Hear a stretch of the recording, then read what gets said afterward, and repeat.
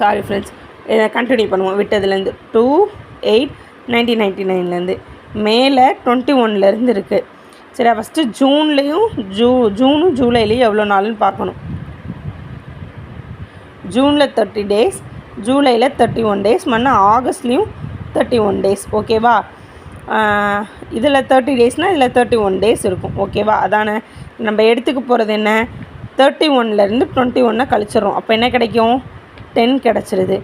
அடுத்து இதில் 30 நாள் இருக்குது, இதில் 31 நாள் இருக்குது, இதில் 2 நாள் இருக்குது. இது எல்லாத்தையும் கூட்டினோன்னா 73 days வருதா.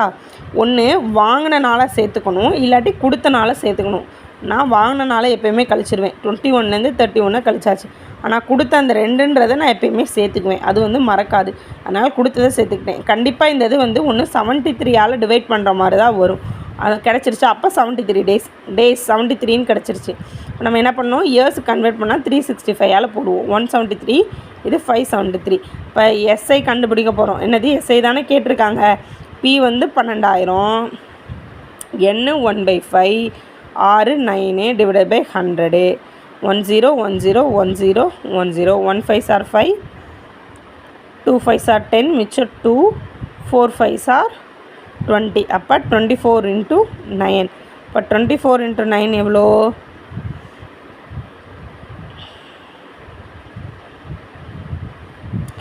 216. அப்போ சிம்பிள் இன்ட்ரெஸ்ட் எவ்வளோ, 216.